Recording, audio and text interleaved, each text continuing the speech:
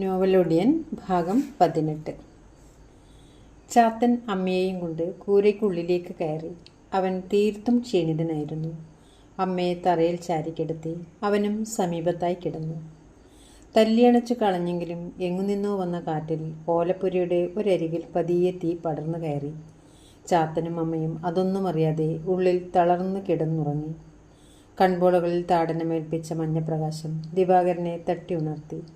എഴുന്നേറ്റ അയാൾ കണ്ടത് തനിക്ക് പുറകിലായി കത്തിയമരുന്ന ഒരു തീക്കുനിയായിരുന്നു. അതൊരു ഓലപ്പൂരയാണെന്ന് അയാൾക്ക് വ്യക്തമായി. ചാത്തൻ്റെ കൂര. ഓലമറകൾ കത്തിച്ചാരമായി പോയ വീടുകളിലൂടെ അതിനകത്ത് ഒരു മനുഷ്യദേഹം ചുവർചാരി കിടക്കുന്നത് ദിവാകരൻ കണ്ടു. തീ കാർന്നു തുടങ്ങിയ ആ മെല്ലിച്ച രൂപം അതൊരു സ്ത്രീയുടേതായിരുന്നു. ചാത്തൻ്റെ അമ്മ. ദിവാകരൻ്റെ ചുണ്ടുകൾ വിറകൊണ്ടു. അയാളുടെ കാലുകൾ പതിയെ തിരികെ നടക്കാൻ തുടങ്ങി.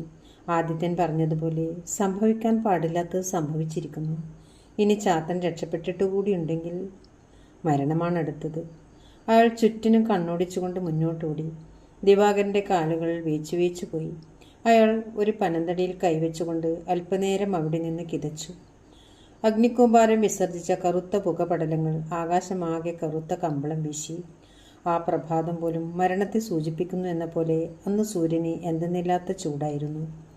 തല പൊളിയുന്ന വെയിലിൽ ഓടിയൻ കുന്നിന് കീഴിലുള്ള ആ വലിയ പറമ്പിൻ്റെ മൂലയ്ക്കുള്ള അരളിക്കൂട്ടങ്ങൾക്കുള്ളിൽ തണുപ്പ് കൊള്ളാൻ വേണ്ടി ചെന്നതാണ് പുഴയിൽ തുണി അലക്കുന്ന ചോപ്പത്തിമാർ. എന്നാൽ ആ അരളിക്കൂട്ടങ്ങൾക്കിടയിൽ ഒരാൾ തല കുമ്പിട്ടിരിക്കുന്നത് കണ്ട് അവർ ഇലപ്പടർപ്പുകൾക്കിടയിലൂടെ എത്തി നോക്കി. രാസമ്മേ, അത് കള്ളൻ വല്ലതും മറ്റുമാണോ? തുണിയൊക്കെ സൂക്ഷിച്ചോളൻ. അവരുടെ സംസാരം കേട്ടിട്ട് എന്നോണം അയാൾ തല ഉയർത്തിയൊന്ന് അവരെ നോക്കി. കണ്ണീർ നിറഞ്ഞു തുളുമ്പിയിരുന്നെങ്കിലും തീ പോലെ തീഷ്ണമാർന്ന ആ നോട്ടം കണ്ടതും പെണ്ണുങ്ങൾ ഭയത്തോടെ അവിടെ നിന്നും പിന്മാറി. എടത്തി, അതാരാ? രാസമ്മ മറുപടിയൊന്നും പറയാതെ കൂട്ടുകാരുടെ കൈ മുറുകെ പിടിച്ചുകൊണ്ട് തിരികെ ഓടി. കുറച്ചകലെ ചെന്ന് മാത്രമേ അവർ ആ ഓട്ടം നിർത്തിയുള്ളൂ. അത് ഒടിയനാണ്, ഒടിയൻ. ഇവിടെ നിൽക്കണ്ട, നട്ടുച്ച കൊടിയന്മാർ ഇറങ്ങും. വഴികളും വീടുകളും മറിഞ്ഞു വയ്ക്കാൻ. നിറവേറെ പെണ്ണുങ്ങളുള്ള വീടുകൾ, ചാപ്പിളകൾ, മറചെയ്യപ്പെട്ട വളപ്പുകൾ എല്ലാം അവർ നോക്കിവെക്കും മരുന്നുണ്ടാക്കാൻ. രാസം ഒന്നുകൂടി ദൂരെ ആ അരളിക്കാട്ടിലേക്ക് കണ്ണുടിച്ചു. സൂര്യൻ ഉച്ചയിലാണ്. കത്തുന്ന വെയിലിൽ ദൃഷ്ടി പൊരിയുന്നു. അവർ വേഗം തന്നെ അവിടെ നിന്നും നടന്നകന്നു. നീണ്ടുകുളഞ്ഞു കിടക്കുന്ന അരളിവേരുകൾ പെരുമ്പാമ്പുകളെപ്പോലെ തോന്നിച്ചു. ആ വേരുകളിലൊന്നിൽ തലകുനിച്ചു കുന്തിച്ചിരിക്കുകയായിരുന്നു ചാത്തൻ. കറുത്തു കരിവാളിച്ച ശരീരമാകെ തീ പൊള്ളിയ പാടുകൾ. അവൻ്റെ കണ്ണുകളിൽ നിന്ന് മൂർന്നിറങ്ങിയ ചൂടുധാര കാൽപാദങ്ങളിൽ ഇറ്റു വീണു. തൻ്റെ അരികിൽ തളർന്നു കിടന്നുറങ്ങിയ അമ്മയുടെ ശരീരം പ്രാണൻ വിട്ട് അനാഥമായത് എപ്പോഴാണ്? തൊട്ടടുത്ത് പാതിമയക്കത്തിൽ താൻ ഉണ്ടായിരുന്നിട്ടും ഒന്ന് കൈനീട്ടി വിളിച്ചിരുന്നുവെങ്കിൽ മരണത്തിൻ്റെ കൈപ്പിടിയിൽ നിന്നും ഒരു 100 വാര അകലേക്ക് താൻ ഓടി മറഞ്ഞേനെയല്ലോ അമ്മയെയും കൊണ്ട്. തീയുടെ ചൂടേറ്റ് താൻ ഉണരുമ്പോൾ അമ്മ ഉറങ്ങുകയായിരുന്നു. ഒരിക്കലും വിളി കേൾക്കാത്ത ഉണരാത്ത ഉറക്കത്തിൽ. ചാത്തൻ്റെ കണ്ണുകൾ നിറഞ്ഞൊഴുകി. ഉള്ളിലെ വിഷമെല്ലാം പെയ്തു തീർക്കാൻ എന്ന പോലെ. കുറച്ചു കാലമായിട്ട് അമ്മ അവശയായിരുന്നു. തനിക്ക് വേണ്ടി മാത്രം ഇരവുകളും പകലുകളും തള്ളി നീക്കുകയായിരുന്നു. ഒന്നും ആഗ്രഹിക്കാതെ, ഒന്നും ആവശ്യപ്പെടാതെ. ഭയമായിരുന്നു അമ്മയ്ക്ക് എന്നെ. എന്നെങ്കിലും താൻ ചോദിച്ചിട്ടുണ്ടോ അമ്മയുടെ ആവശ്യങ്ങളെപ്പറ്റി, ആഗ്രഹങ്ങളെപ്പറ്റി? ആ കൂരയിൽ തുടങ്ങി അതിനോടൊപ്പം തന്നെ അലിഞ്ഞു തീരാനായിരുന്നിരിക്കാം ആ പാപത്തിൻ്റെ വിധി. ആർക്കും മാറ്റാനാകാത്ത വിധി. ഞാനും അടിമപ്പെട്ടിരിക്കുകയായിരുന്നു. ഒടിയൻ വേലനും അച്ഛനുമെല്ലാം ഇരയായ ആ ശാപത്തിൻ കീഴിൽ ഒരിക്കലും ഊരിപ്പോകാൻ കഴിയാത്ത വിധം. അവൻ കലങ്ങിയ കണ്ണുകളെ അരളി ഇലകൾക്കിടയിലൂടെ പുറത്തേക്ക് പായിച്ചു. ദൂരെ തലയുയർത്തി നിൽക്കുന്ന ഒടിയൻ കുന്ന് കാണാം. അവിടെ ആ കരിമ്പനെയും. ഒടിയൻ്റെ രഹസ്യം സൂക്ഷിച്ച് അതിൻ്റെ ഗർഭവും ഇന്നലെ ആരോ കവർന്നിരിക്കുന്നു. ആരോ തനിക്ക് പുറകെ ഉണ്ട്. നിരാശയും അമർഷവും എല്ലാം നുരഞ്ഞു കയറിയ വികാരത്തള്ളിച്ചയിൽ അവൻ മുഷ്ടി ചുരുട്ടിക്കൊണ്ട് നിലത്താഞ്ഞടിച്ചു. ആരായിരുന്നു അത്?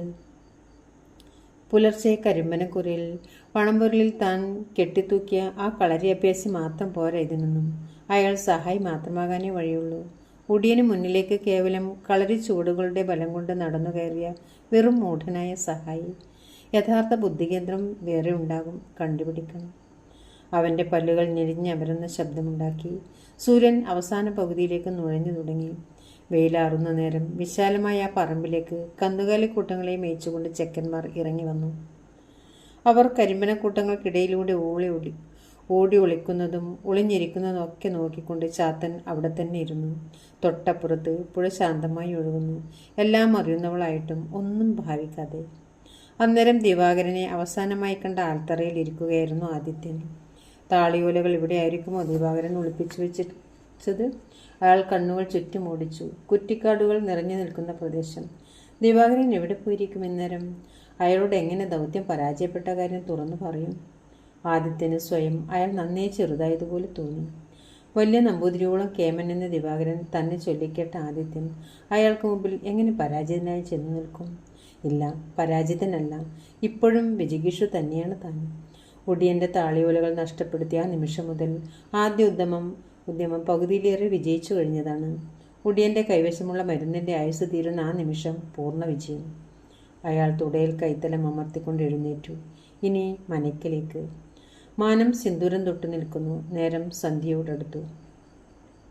ചാത്തൻ പാതിമയക്കത്തിൽ വേരിനോട് തലചേർത്ത് കിടക്കുകയായിരുന്നു. അവൻ്റെ ചുണ്ടുകൾ സ്വപ്നത്തിൽ നിന്നോണം എന്തൊക്കെയോ അവ്യക്തമായി പിറുപിറുക്കുന്നത് പോലെ. കീഴൂർമന, വലിയ നമ്പൂതിരി, വേലമാവാ!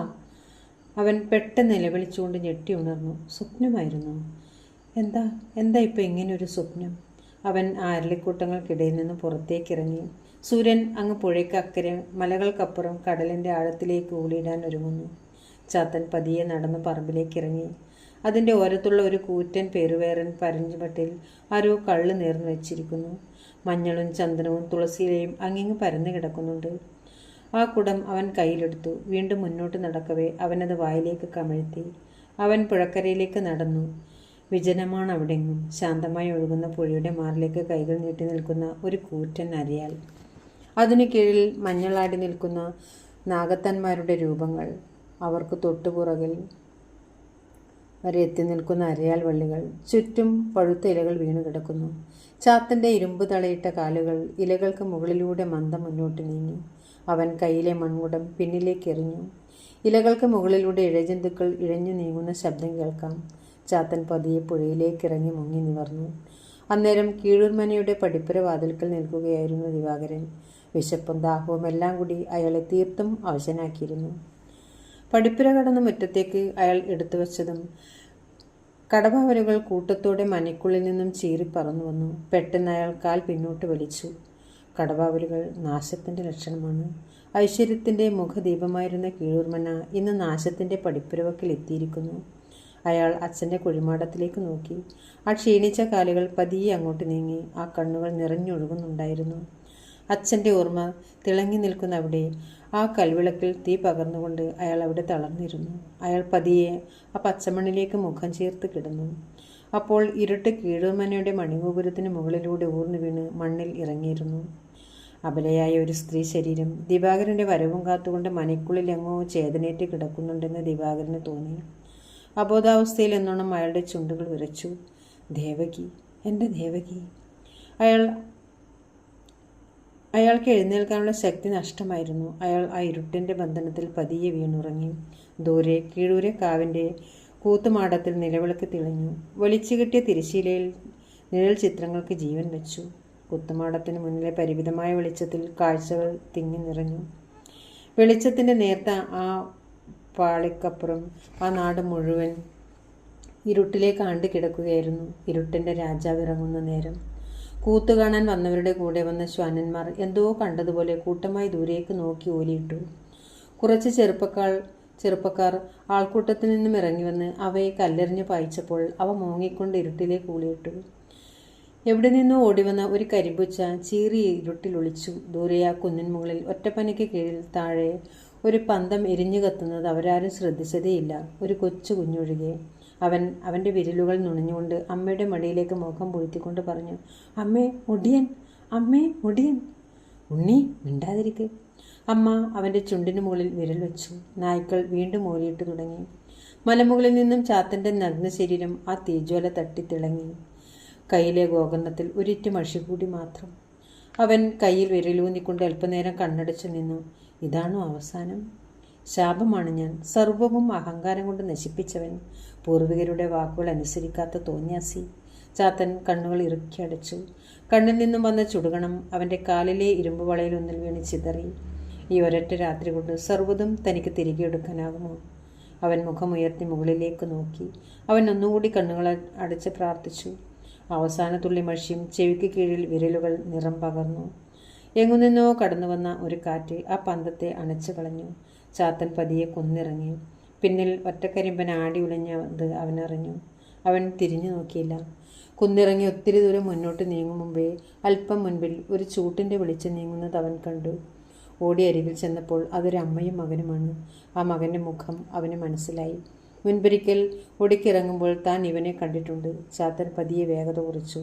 നല്ല ശകുനം, അവർ നടന്നുകൊള്ളട്ടെ. ഇരുട്ടിൽ ഇലപ്പടർപ്പുകൾക്കുള്ളിലേക്ക് മറിഞ്ഞുകൊണ്ട് അല്പനേരം അവർ അവിടെ ഇരുന്നു. ചാത്തൻ അവർ പോയ വഴിക്ക് നോക്കവേ അവർക്ക് പുറകിൽ ഇരുട്ടിൻ്റെ ഒരു പന്തം കൂടി തെളിഞ്ഞു. നീണ്ട തലമുടി വളർത്തിയ ഒരു മനുഷ്യൻ. അയാൾ ആ അമ്മയ്ക്കും മകനും പിന്നിൽ അല്പം വേഗത്തിൽ നടന്നു. അയാൾ അവിടെ ഒളിഞ്ഞു നിൽക്കുകയായിരുന്നുവെന്ന് ചാത്തന് മനസ്സിലായി. കൂത്തുകഴിഞ്ഞ് മടങ്ങുന്ന പാവങ്ങളെ വഴിയിൽ വെച്ച് തടഞ്ഞു നിർത്തി കവർച്ച ചെയ്യുന്ന മുത്തുചെട്ടിയാരായിരുന്നു അത്. ഇരുട്ടിൻ്റെ മറ്റൊരു വികൃത മുഖം. ആ അമ്മയും മകനും അവൻ്റെ സാന്നിധ്യം അറിഞ്ഞിട്ടില്ല. ചാത്തൻ പതിയെ അവിടെ നിന്ന് എഴുന്നേറ്റു. മുത്തുചെട്ടിയാർ തലമുടി പിന്നിലേക്ക് തട്ടിക്കൊണ്ട് മുന്നോട്ട് ഒന്നുകൂടി വേഗത്തിൽ നടന്നു. അരയിൽ നിന്നും കഠാര വലിച്ചൂരി മുന്നോട്ടാഞ്ഞതും കാറ്റിൻ്റെ വേഗത്തിൽ ഒരു കാട്ടുപന്നി അയാളെ കുത്തി തെറിപ്പിച്ച് തള്ളിയിട്ടു. നിലവിളിക്കാൻ ഒച്ച ഉയരും മുമ്പേ പച്ചമണ്ണ് വായിൽ നിറഞ്ഞത് അയാൾ അറിഞ്ഞു. വെട്ടി വീണ പോലെ അയാൾ ആ കാടിനുള്ളിലേക്ക് മറിഞ്ഞു വീണു. പുറകിൽ എന്തോ ശബ്ദം കേട്ട് ആ അമ്മയും കൊച്ചും തിരികെ നോക്കി. ചൂട്ടിൻ്റെ വെളിച്ചത്തിൽ വിജനമായ ആ വഴി മാത്രമാണ് അവർ കണ്ടത്. ചൂട്ടിൻ്റെ വെളിച്ചം കടന്നു ചെല്ലാത്ത ഇരുട്ടിൽ മുത്തുചെട്ടിയാർ അവസാന ശ്വാസം പോലും കിട്ടാതെ ഏങ്ങി വലിച്ചു. തൻ്റെ കയ്യിൽ നിന്നും ഊർന്നു വീണ പന്തം കരിയിലകളിൽ തീ പകർന്നത് അയാൾ കണ്ടു. ഒപ്പം ആ വെളിച്ചത്തിൽ 2 കാലുകളും ഇരുമ്പുവള കെട്ടിയ കാലുകൾ. അയാൾക്ക് അനങ്ങാൻ പോലും കഴിഞ്ഞില്ല. തീ പതിയെ ആ കുറ്റിക്കാട് കവർന്നെടുക്കാൻ തുടങ്ങി. ഒപ്പം ആ വലിയ ശരീരവും. ചാത്തൻ പിന്നെയും നടന്നു നീങ്ങി. ഒരു ലക്ഷ്യമുണ്ട്. സ്വപ്നം കാണിച്ചു തന്നത് ഗുരുകാരണവന്മാരാണെങ്കിൽ അവിടെ തന്നെ പോകണം. കീഴൂർ മനയിലേക്ക്. നോവലൊടിയൻ തുടരും.